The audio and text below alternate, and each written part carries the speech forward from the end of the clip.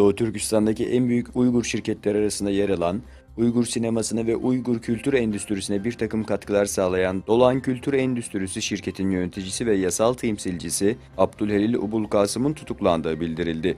Onun 1,5 ay önce Çin polisleri tarafından çağrıldığı ve o günden itibaren hakkında hiçbir bilgi alınamadığı biliniyor.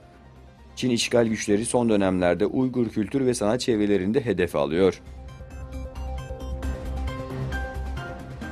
Kırgızistan Uygurları, Doğu Türkistan Enformasyon Merkezi Genel Başkanı Abdülcelil Karakaş'a yaptığı hizmet ve verdiği mücadeleden dolayı takdir ve ihsan madalyası takdim etti. Takdir belgesinde Doğu Türkistan'ın kendi kaderini kendi tayin etmesi, Uygur milletinin istikbaldeki istiklalinin inşası, dünyadaki mağdur ve masum Uygur milletine maddi ve manevi yardımın ulaşması ile Uygur milletinin kendi dilini, kültürünü yaşaması için verdiği mücadeleden dolayı Sayın Abdülcelil Karakaş'a Uygur İttifak Cemiyeti adına takdir ve teşekkürlerimizi arz ediyoruz ifadeleri yer aldı. Takdir belgesi ve madalyayı Karakaş adına Uygur TV'den Recep Ateş teslim aldı.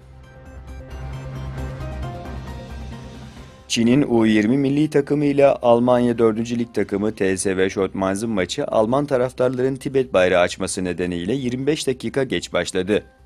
Alman taraftarların Tibet'in özgürlüğü için böyle bir harekette bulunduğu belirtildi.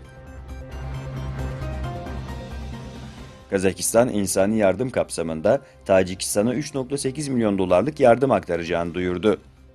Bu yardımın Tacikistan'ın enerji sektörüne aktarılacağı öğrenildi. Libya'daki köle pazarlarında satılan göçmenleri gösteren görüntülerin ortaya çıkmasının ardından Afrika Birliği olaya büyük tepki gösterdi. Trablus dahil olmak üzere Libya çapında yaklaşık 9 bölgede bu tür köle pazarlarının kurulduğu ve Avrupa'ya ulaşmaya çalışan göçmenlerin kaçakçılar tarafından zorla alıkonularak açık arttırmayla satıldığı belirtildi. Milli sporcu Naim Süleymanoğlu hayatını kaybetti. Olimpiyat ve dünya şampiyonu eski milli halterci Naim Süleymanoğlu, tedavi gördüğü hastanede 50 yaşında yaşamını yitirdi. Başarılarıyla Türkiye'yi sevince boğan ve milli gurur yaşatan Süleymanoğlu, kariyeri boyunca 3 olimpiyat altın madalyası, 7 dünya şampiyonluğu ve 6 Avrupa şampiyonluğu kazandı.